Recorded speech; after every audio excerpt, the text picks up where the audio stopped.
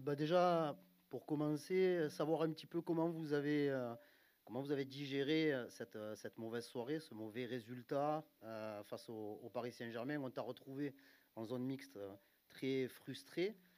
Comment vous avez essayé d'évacuer tout ça, quoi? Oui, c'est ça. On était très frustrés, même en début de semaine. Ensuite, on s'est remis à travailler, à bosser et à recréer une dynamique de groupe et surtout à avoir les objectifs qui sont devant nous et ce match de Lille qu'on veut gagner et prendre des points. Donc, c'est avec ça qu'on s'est redonné de l'énergie. Et pour rester dans ce thème-là, sur la trêve internationale, il y avait pas mal d'internationaux absents, dont toi une partie. Là, vous aviez, malgré le nombre important de blessés, vous avez eu un groupe un petit peu plus conséquent pour travailler cette semaine. Qu'est-ce que vous avez pu faire pour essayer de régler un petit peu ce qui vous manque en ce moment?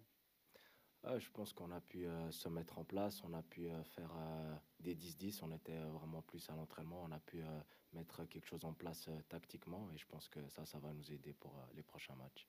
Fabrice. Ulysse, bonjour. On t'a vu jouer latéral droit dimanche contre Paris. Avant de te poser ma question, je voulais juste savoir si ça s'était déjà arrivé souvent par le passé. Non, pas souvent, j'ai dû jouer je pense une fois à ce poste et contre Paris c'était la deuxième fois. Et justement, on a plus l'habitude de voir des droitiers jouer à gauche, moins de voir des gauchers à droite. Qu'est-ce que ça change concrètement pour toi de basculer d'un côté à l'autre? Et est-ce que c'est dur? C'est vrai que c'est pas facile, mais c'est une histoire d'automatisme. C'est vrai que quand on joue sur la position inverse, c'est la prise de balle qui est différente. Mais au fur et à mesure, ça allait. Et puis, je pense que le fait que de plus de droitiers jouent à gauche, c'est parce qu'il y a moins de gauchers, de droitiers. Il y a moins de gauchers que de droitiers. Pardon. Bruno. Bonjour, Ulysse. Je voulais juste déjà prendre de vos nouvelles parce que la semaine dernière, à un moment donné, on ne savait pas si vous alliez jouer ou pas.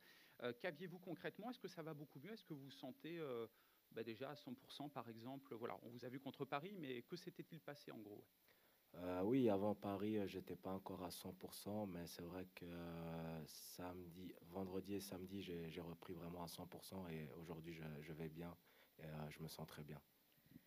Autre question? Oui, je voulais vous poser la question, un peu que tout le monde se pose, vous y attendez probablement, mais quand on regarde le classement et ce match-là, derrière il en restera 6, c'est le quatrième, il y a 7 points d'écart, et mathématiquement on se dit que si demain vous ne gagnez pas, c'est quasiment mort pour la quatrième place, alors peut-être qu'on s'enflamme, je ne sais pas, mais en tous les cas mathématiquement, il y a la possibilité de rattraper Lille et de se relancer, et qu'à inverse, ce sera très compliqué. Quel est votre avis justement sur ce thème-là, s'il vous plaît? Alors, à notre avis, on sait qu'on est à 7 points et on sait que demain, c'est un match très important pour nous en termes de points et de place. Et on se concentre vraiment à prendre ces 3 points et ensuite d'aller match par match. Diana. Bonjour. Plusieurs joueurs ont joué sous infiltration contre Paris. Est-ce que c'est une méthode que vous ou vos coéquipiers ont l'habitude de pratiquer, que ce soit dans vos anciens clubs ou en sélection? Et est-ce que vous êtes sensibilisé au risque de cette méthode s'il y a des abus?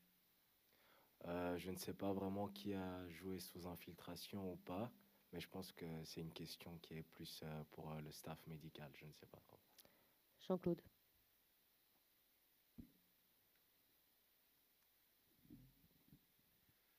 Est-ce qu'il y a dans le groupe des questions justement par rapport aux deux compétitions qui vous restent à jouer, à savoir le championnat et la Ligue Europa?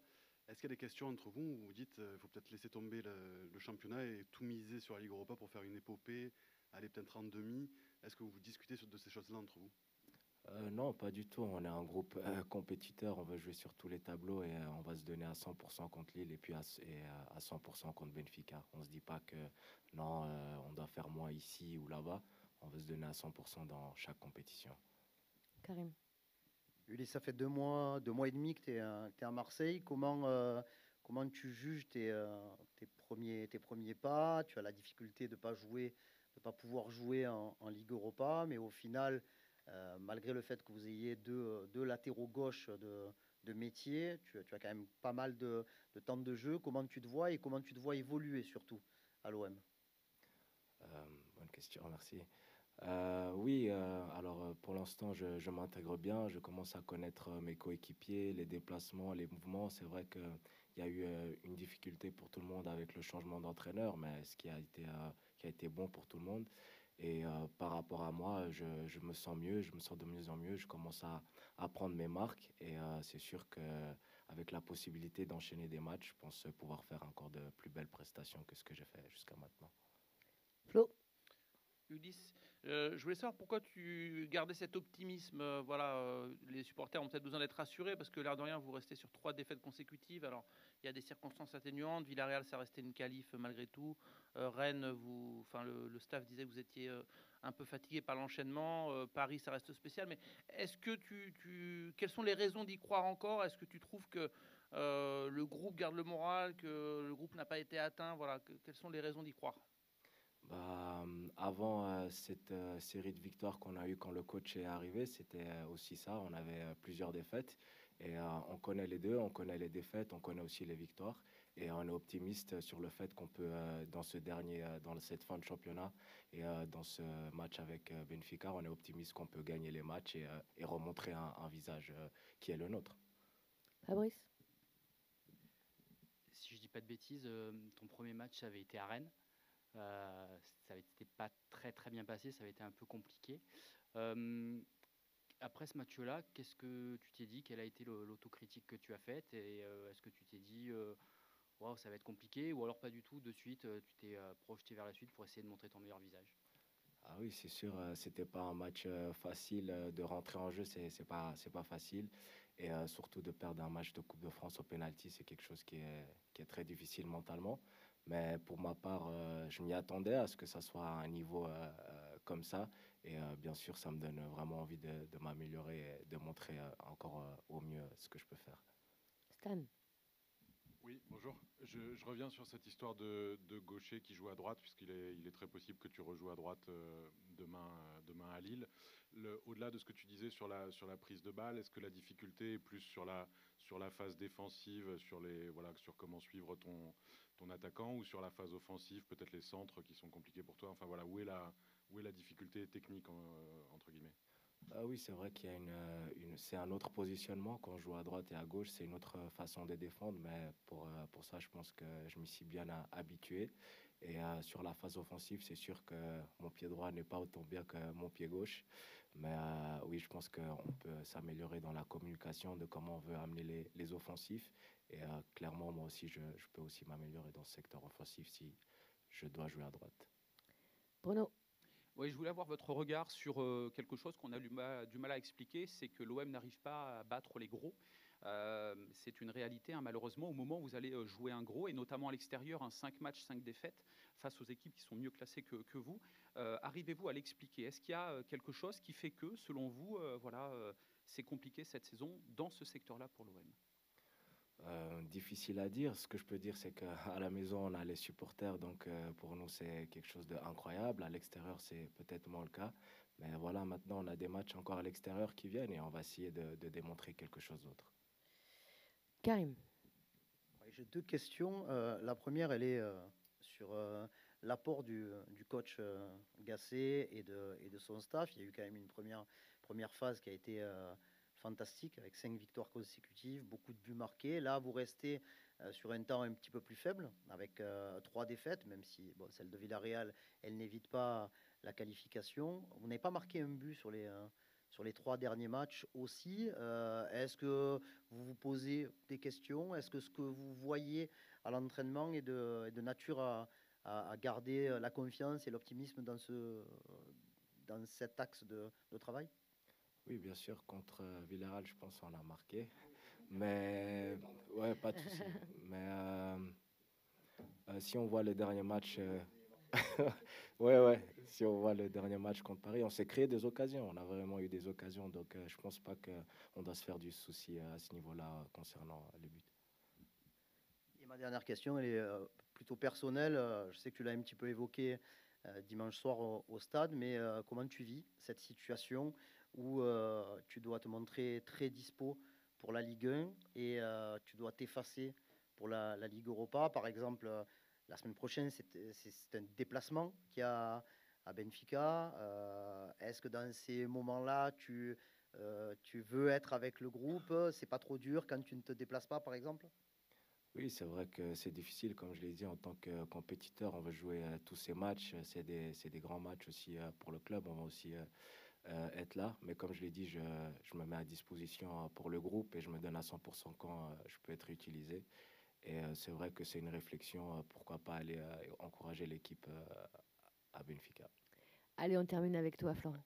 Flo. Alors, Ulysse, simplement un mot sur l'adversaire de demain, Lille, qui est quand même une belle équipe, voilà, avec des joueurs de talent, enfin Zegrova, Yazice, Jonathan David, etc. Qu'est-ce que vous craignez le plus, peut-être le domaine offensif, notamment cette équipe?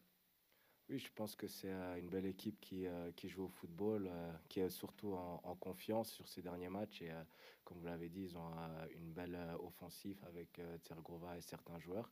Et oui, ça sera à nous de faire très attention, de resserrer les lignes, d'être compact, de pouvoir retenir ces joueurs. Merci beaucoup. Merci à vous. Par savoir, pour vous demander déjà si vous avez réussi à résoudre certains maux de tête qu'on avait en début de semaine.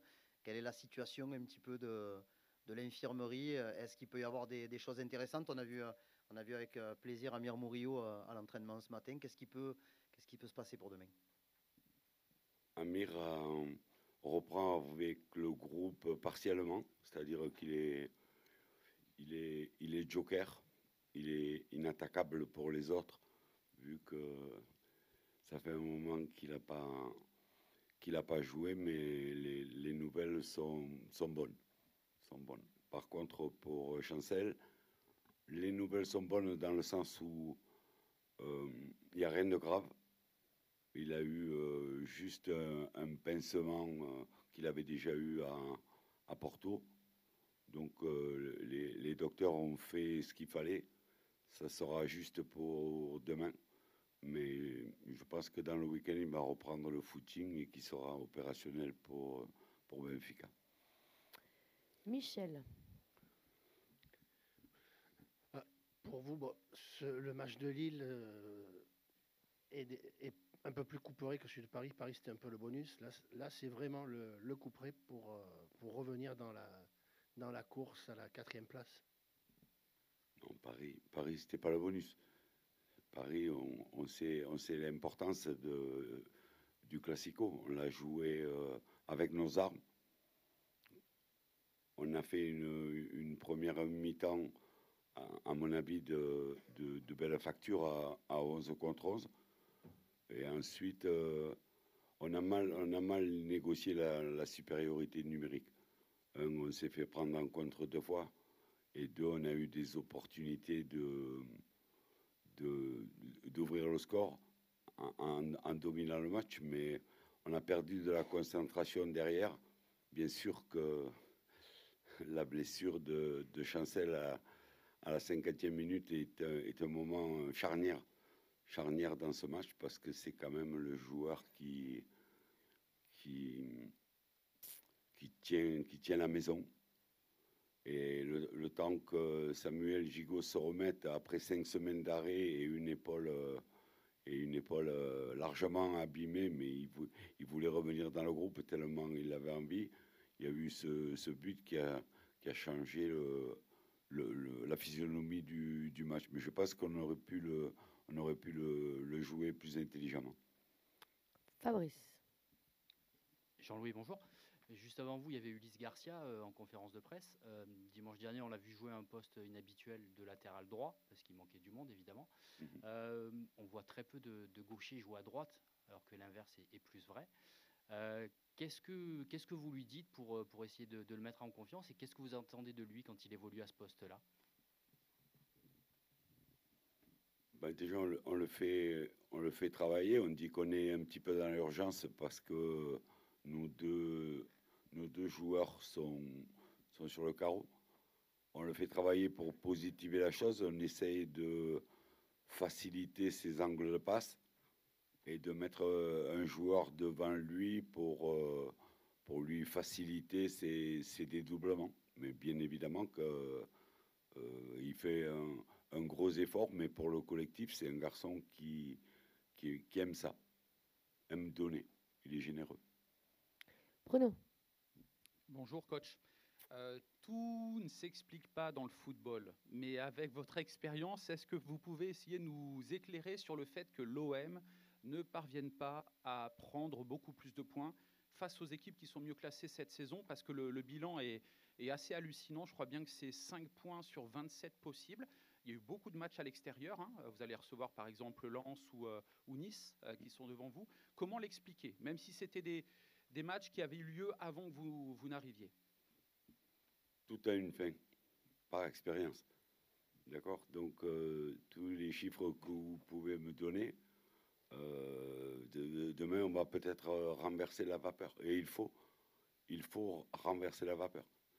Demain, il faut redémarrer une dynamique positive. On a eu un pic très haut d'entrée, on a un pic un peu plus bas sur 2 matchs de championnat. Demain, il faut enclencher. C'est la dernière équipe à l'extérieur qui est au-dessus de nous. Donc, si on a une possibilité de revenir un petit peu, après, on sort 3 fois, mais contre des équipes qui sont moins bien classées que nous. C'est un match important. Les joueurs en sont conscients. On a quand même notre avenir entre nos mains. Flo. Jean-Louis, sur le même thème, est-ce que vous pensez que s'il n'y a pas de victoire à Lille, l'OM peut dire au revoir à la Ligue des Champions? Parce que là, ça ferait quand même un écart trop important avec la 4e place si jamais Lille s'imposait, peut-être même s'il y avait match nul. Voilà, donc ma question est simple, est-ce qu'il faut absolument gagner pour encore croire à la Ligue des Champions de votre avis? On va tout faire. On va tout faire pour gagner avec nos forces actuelles. C'est tout ce que je peux vous dire. Bien sûr qu'on a une équipe un petit peu amoindrie. On l'a vu contre Paris, avec des joueurs qui jouent pas à leur poste. On a perdu dans la trêve internationale Kroos, Sarr, Meïté, qui étaient là. On perd un Mbemba.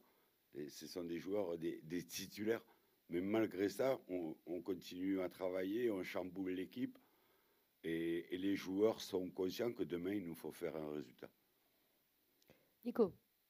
Oui, quand vous êtes arrivé, vous insistiez justement sur à la fois relever la confiance et aussi le degré d'exigence pour tous ces joueurs. Aujourd'hui, pour vous, ils en sont où, notamment après ces 3 défaites d'affilée? Conscient que le football est comme ça. On peut avoir des périodes d'euphorie, on peut avoir des périodes de moins bien. Il faut, comme on l'a fait contre Paris, garder l'état d'esprit, garder l'intensité qu'on a mis en première mi-temps, rajouter bien sûr l'efficacité qui nous a fait défaut pour faire un résultat positif demain à Lille. Bruno. Coach, vous nous avez déjà dit, un entraîneur, il est aussi là pour essayer de deviner ce qui va se passer, de se projeter et tout. À quel genre de match, très honnêtement, vous attendez demain? Parce que Lille est en feu, Lille est 4e, voilà, et puis ça marche dans l'autre sens. Si vous battent, c'est pas le boulevard pour eux, mais ils éliminent probablement un adversaire de la qualif pour la Ligue des Champions. Donc il y a tout ça. On les sent vouloir faire beaucoup de choses demain, quoi. Est-ce votre avis aussi? Bien sûr. Lille est une très belle équipe. Je trouve que c'est un club qui travaille très bien. Je connais très bien le président. J'apprécie l'entraîneur pour son travail. Je ne le connais pas personnellement. Mais quand on voit jouer Lille, cet amalgame entre les anciens qui donnent l'exemple et ces jeunes joueurs comme Yoro, Zegrova, Davids, qui sont des joueurs à fort potentiel, encadrés par des joueurs comme André, Bentaleb ou Cabella, c'est un très bel amalgame. Et il mérite, c'est la première équipe à domicile. C'est une équipe qui a pris 30 points sur 46. Donc, dans leur château fort, là-bas, ils sont bien. À nous à passer cette étape, nous, il faut qu'on redémarre quelque chose. Voilà, on a fait le match qu'on a fait contre Paris. Au niveau de l'état d'esprit, on a été irréprochable, mais au niveau de la qualité, on aurait pu faire beaucoup mieux. C'est ce qui laisse cette frustration. Quand vous êtes 0-0 à la mi-temps, que l'équipe adverse est à 10, vous vous dites, déjà on tient un point, et on va tout faire pour en prendre 3. Et à l'arrivée, la frustration, c'est de faire 0 en se faisant prendre en contre à 11 contre 10. Karim. Coach, c'est pas une grosse semaine, mais c'est quand même un petit peu mieux que les matchs enchaînés entre le championnat et la Ligue Europa, parce que vous avez un jour de plus. Qu'est-ce qui vous permet d'avoir un petit peu plus d'optimisme par rapport à ce que vous avez vu lors de cette semaine? La semaine dernière, vous n'avez pas pu beaucoup travailler certaines choses aussi dues au retour tardif de certains internationaux. Là, cette semaine, Gigot a une semaine de plus, Bien Balerdi sûr. aussi, Gay aussi, Bien sûr. Garcia aussi. Donc, qu'est-ce qui vous permet d'avoir quand même ce petit soupçon d'optimisme? Le temps de travail et les séances. Le temps de travail, on a eu pour conforter des joueurs qu'on avait précipités à jouer. Parce que contre Paris, que ce soit Samuel Gigot, que ce soit Léo Balerdi, que ce soit Pape Gay, c'était des joueurs qui la veille, on a fait un essai. Donc ça veut dire que oui, ok, ils avaient le feu vert, mais ils n'étaient pas opérationnels à 100%.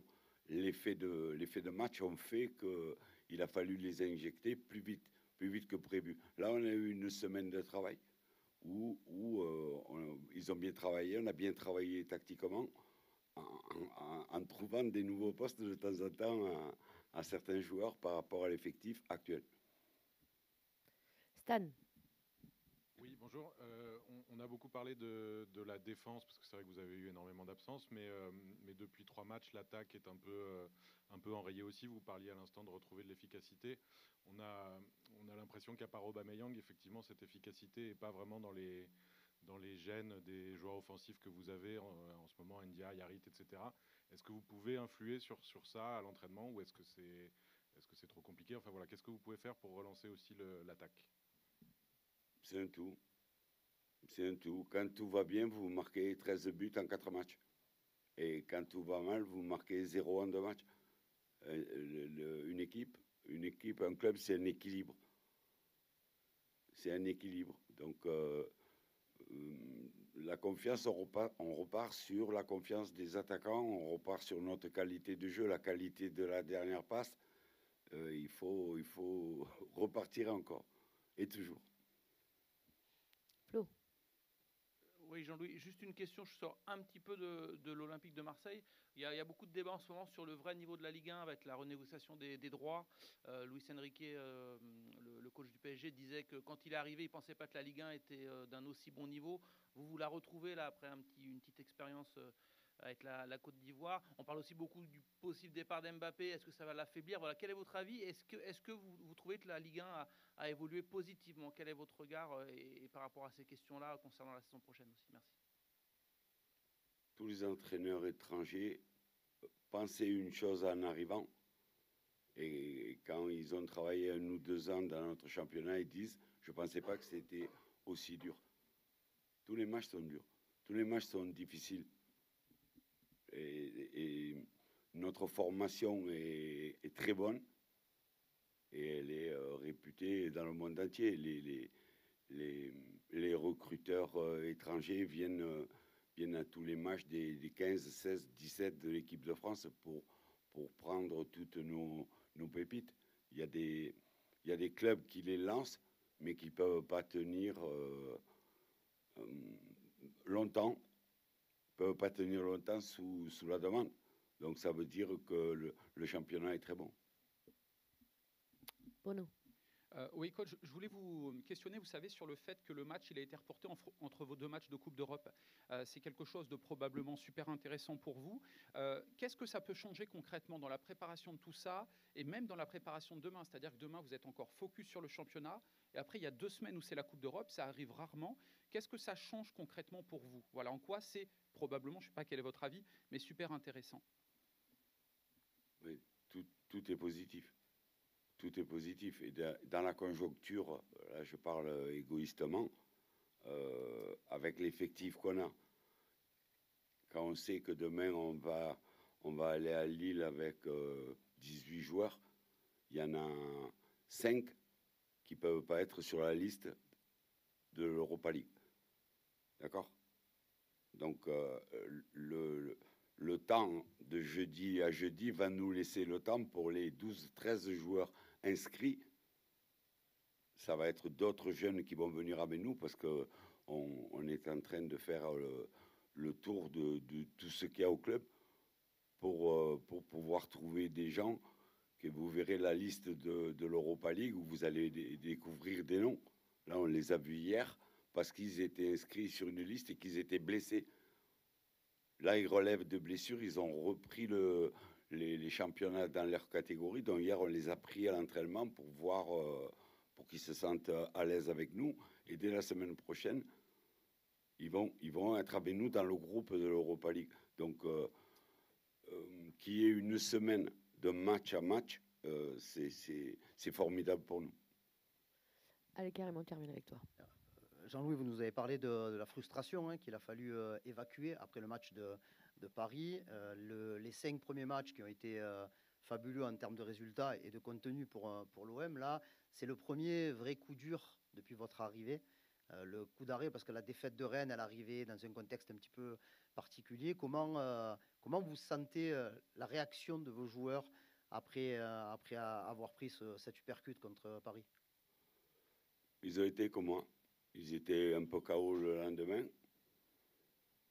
On a discuté, on a montré des images, on a positivé. Quand on est capable de faire la première mi-temps qu'on a faite, bien sûr devant notre public magique, ça laisse espérer que si on garde ces ingrédients, cet état d'esprit, et qu'on ajoute à l'amélioration de tout ce qu'il nous faut progresser, et on peut faire une fin de saison intéressante.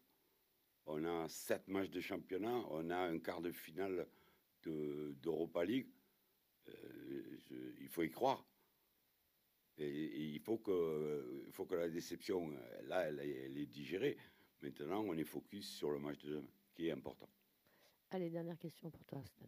Oui, vous disiez à l'instant qu'il y aurait des noms nouveaux qu'on connaît peu, etc. En gros, que vous cherchez un peu des joueurs. Il y a un joueur qui est là et qu'on ne voit plus jamais, c'est Joaquin Correa. Est-ce que vous pouvez nous expliquer, est-ce que c'est ce que vous voyez à l'entraînement? Enfin voilà, qu'est-ce qui se passe avec Joaquin Correa? Il est dans le groupe tout le temps, il est à l'entraînement tout le temps, il travaille bien. Il est dans un secteur de jeu où on a Aubameyang, on a Faris, on a Ili qui peuvent jouer de demi-pointe.